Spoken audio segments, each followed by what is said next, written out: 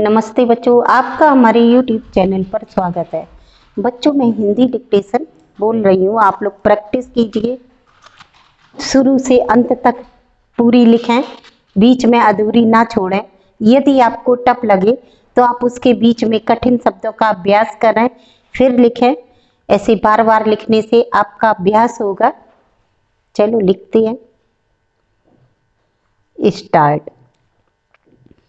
महोदय, भारतीय समाज में स्त्रियों की स्थिति काफी उच्च रही है। उन्हें शक्ति, ज्ञान और संपत्ति का प्रतीक माना गया है। इतना ही नहीं, यहाँ पुरुष के अभाव में स्त्री को और स्त्री के अभाव में पुरुष को अपूर्ण माना जाता है। इसी कारण हिंदू समाज में स्त्री को अर्धांगिनी कहा गया है। यहाँ वैदिक और उत्तर वैदिक काल में स्त्रियों की स्थिति पुरुषों के बराबर रही है तथा उन्हें पुरुषों के समान ही सब अधिकार प्राप्त रहे हैं।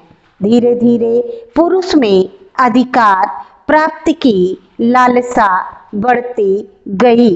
परिणाम स्वरूप स्मृति काल, धर्मशास्त्र काल तथा मध्यकाल में इनके अधिकार छिनते गए और इन्हें परतंत्र, निसहाय और निर्बल मान लिया गया। परंतु अंग्रेजी शासन काल में देश में राजनीतिक और सामाजिक क्षेत्रों में प्रगति आने लगी। समाज सुधारकों का ध्यान स्त्रियों की स्थिति सुधारने की ओर गया। भारतीय चिंतक, मनीषी, समाज सुधारक सदैव इस बात के प्रति जागरूक रहे हैं कि नारी ही शक्ति का साकार रूप है। वही पुरुष को सहारा देती है और परिवार के माध्यम से नवीन संतानों को भविष्य में विभिन्न दायित्वों को निभाने के योग्य बनाती है। वही परिवार की आधारशिला है और समाज तथा देश की प्रगति बहुत कुछ उसी के सद्प्रयत्नों पर निर्भर करती है। जहाँ तक हिंदू समाज का प्रश्न है, यह कहा जा सकता है कि वहाँ आदर्श रूप में विशेषतः मध्यकाल में उनकी स्थिति अवश्य दयनीय हो गई थी। वर्तमान में उन्हें सामाजिक, आर्थिक एवं राजनीतिक क्षेत्र में पुरुषों के समान अधिकार प्राप्त हैं। स्त्रियों ने कई क्षेत्रों में आश्चर्यजनक कार्य करके यह प्रमाणित कर दिया है कि उनमें पुरुषों की तुलना में कोई भी क्षमता कम नहीं होती है। वर्तमान में स्त्री शिक्षा का प्रसार हुआ है। कई स्त्रियां औद्योगिक संसाधनों एवं संस्थाओं और विभिन्न क्षेत्रों में नौकरी करने लगी हैं। अब वे आर्थिक दृष्टि से आत्मनिर्भर होती जा रही हैं। उनके पारिवारिक अधिकारों में वृद्धि हुई है। अनेक सामाजिक अधिनियमों ने स्त्रियों की कमियों को समाप्त करने और उन्हें सामाजिक कुरीतियों से छुटकारा दिलाने में महत्वपूर्ण भूमिका अदा की है। शिक्षा से संबंधित प्रशिक्षण कॉलेजों एवं मेडिकल कॉलेजों में भी लड़कियों की संख्या प्रतिवर्ष बढ़ती ही जा रही है। स्त्री शिक्षा के व्यापक प्रसार ने स्त्रियों को अपने व्यक्तित्व के संपूर्ण विकास के समुचित अवसर प्रदान किए हैं। उन्हें रूढ़िवादी विचारों से काफी सीमा तक मुक्त किया है, पर्दा प्रथा को कम किया है।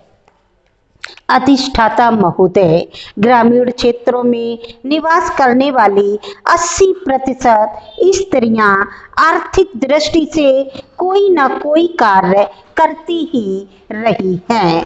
साधारणतया मध्यम और उच्च वर्ग की स्त्रियों द्वारा आर्थिक दृष्टि से कोई काम करना बुरा समझा जाता रहा है, लेकिन औद्योगिक एवं आधुनिकीकरण ने स्त्रियों की आर्थिक निर्भरता तो कम करने और उनकी स्थिति को उन्नत करने में महत्वपूर्ण भूमिका निभाई है। आज अपनी आजीविका स्वयं चलाने वाली स्त्रियों की स्थिति उन स्त्रियों की तुलना में निश्चित रूप से उच्च है, जो घर की चार दीवारी में घरेलू कामकाज में ही लगी हुई हैं।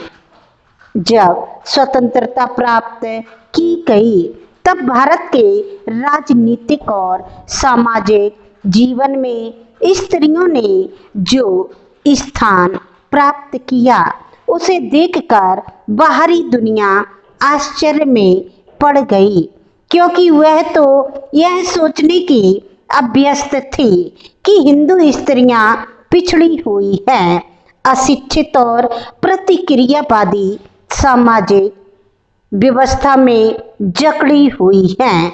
स्पष्ट है कि पिछले 54 वर्षों में स्त्रियों की राजनीतिक चेतना में काफी वृद्धि हुई और उनकी स्थिति में सुधार हुआ है।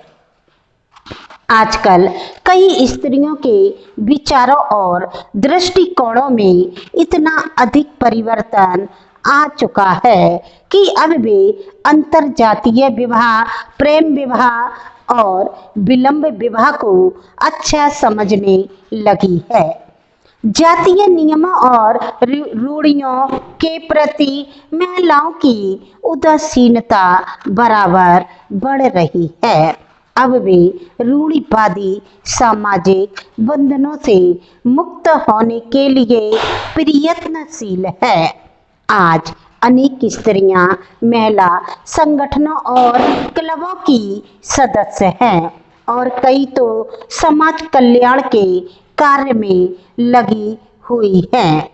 अब तो ग्रामीण क्षेत्रों में भी सामाजिक जागरूकता बढ़ती जा रही है।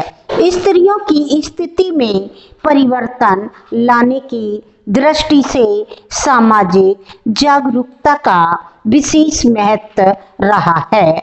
आज स्त्रियों के बंधनों से मुक्त होकर एकाकी या मूल परिवार में रहना चाहती है। वे मूल परिवार की स्थापना पर स्वतंत्र जीवन व्यतीत करना और पारिवारिक मामलों में महत्वपूर्ण भूमिका निभाना चाहती है।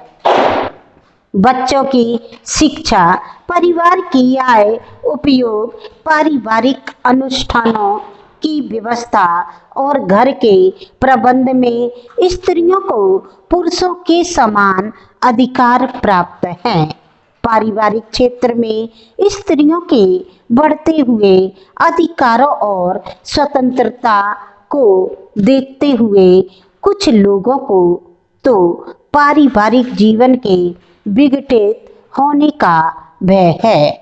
आज की बदली हुई परिस्थितियों में स्त्रियों को दासी बनाकर नहीं रखा जा सकता।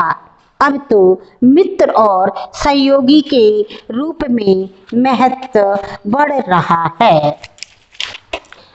माननीय सदस्यों, क्या तुमने यह देखा था? स्वतंत्र भारत को अपने शैशव से ही जिन समस्याओं का सामना करना पड़ा, उनमें अन्य समस्याओं के साथ गरीबी और अशिक्षा सबसे महत्वपूर्ण थे। प्राकृतिक और मानवीय संसाधनों से पूर्ण यह देश स्वतंत्रता के बाद अपने निर्माण में लगा। हमारा उद्देश्य था समतावादी समाज की स्थापना द्वारा देश को आर्थिक प्रगति की राह पर आगे बढ़ाना। अज्ञान और निरक्षरता इस राह की सबसे बड़ी बाधाएं थीं। आज भी हमारे देश की 80% जनसंख्या गांवों में निवास करती है।